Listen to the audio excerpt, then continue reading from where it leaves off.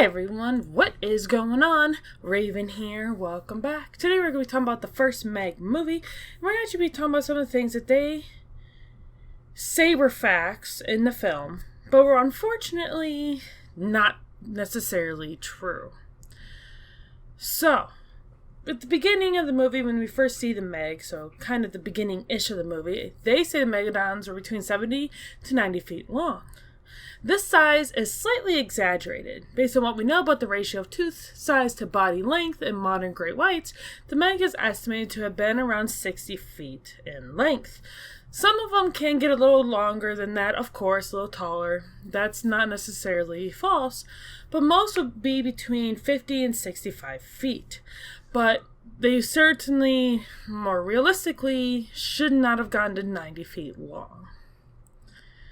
The movie says Meg's head jaw is strong enough to bite a whale in half, could potentially swallow an unbreakable polycarbonate dive cage whole with a person inside. And the biologist's name was Su Yen in the movie.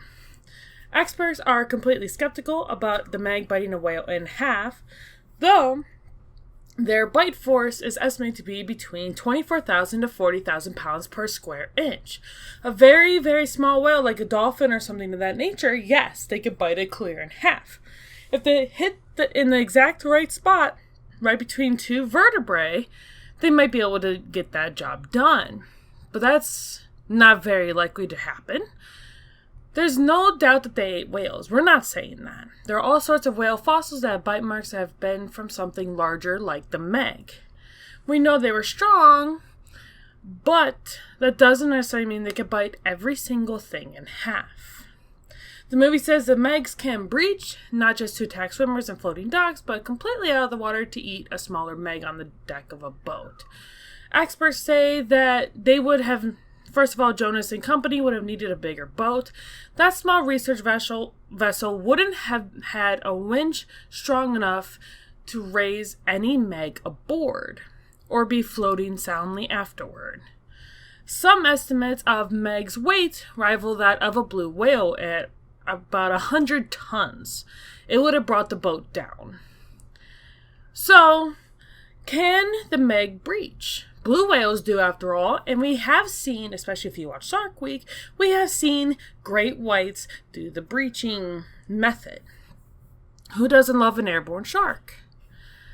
Now, how would a giant, bigger Meg know that the other Meg was even there on the back of the boat to begin with? Yeah, dripping blood and gore in the water, sure. But why would the shark think, hey, I'm going to leap out and get that? Could it see up there? We're not sure. The only time I've seen a shark track a person above the water is if they're at the surface or they see you through like a plastic thing or something like that. So they're skeptical. Again, some of this is in the words of the research scientific experts. They are skeptical of the whole premise of the thing. Hey, that's food up there. Let's go get to it. So they're thinking it's not necessarily a thing that would happen. The movie says a Meg would stare at an 8-year-old little girl. Scene stealer, loved the little 8-year-old, playing in the long glass hallway of an underwater research facility. So what they're saying is a Meg would just sit still in the water and stare at it. First of all, I'm not even going to go that far. Majority of sharks and things in the water in general have to be able to keep moving to get oxygen through their gills to survive. Otherwise, they will, unfortunately, suffocate. They're not going to be able to breathe, and they are going to pass on. Experts are not buying that whole scene with the shark staring at the little girl underwater to begin with. Based on where the eyes are, they're not so sure that the shark actually would have been able to see that little girl while it was hovering there.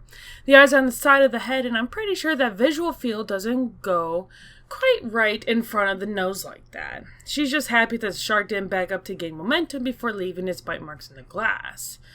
It was in the movie Deep Blue Sea where the shark backed up. She says sharks really can't do that. So they're basically discrediting 2 shark movies. Right now, we're just going to mostly focus on the Meg movie. The movie says little dog Pippin would have survived in the water with the Meg. Experts say that that is actually true. The crowd-pleasing twist has earned. Why? It's ridiculous to think a little dog, especially one that small, would have even made it onto the Meg's radar. But they did have a question as to whether they would have bothered caring about the two people, Jess and Dr. Heller, in the water, especially with the fact that there was two people there. You can see it looks at Jax for a moment, and then it looks back over at Heller, who is splashing around. That is one small person. There's not a lot of meat or fat there. It seems like a 5 foot or 6 foot person wouldn't be worth pursuing.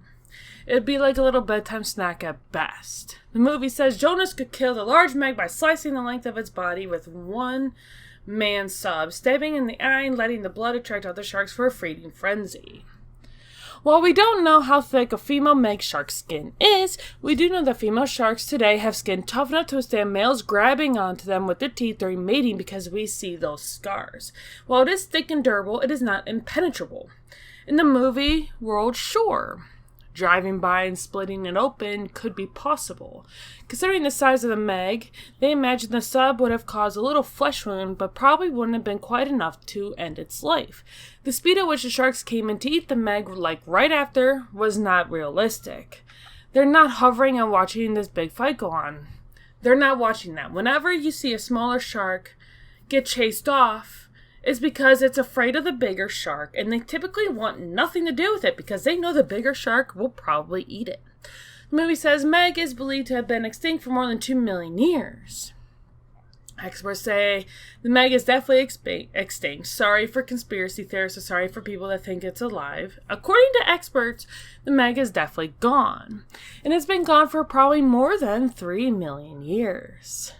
Based on where fossils are found around the world, Meg lived along the continental shelf feeding on smaller body whales, not in the deep dark with bioluminescent anglerfish and lantern sharks. What do you guys think of this information? Let me know in the comment section down below. If you liked the video, leave a like on it, and I'll see you all next time. Bye!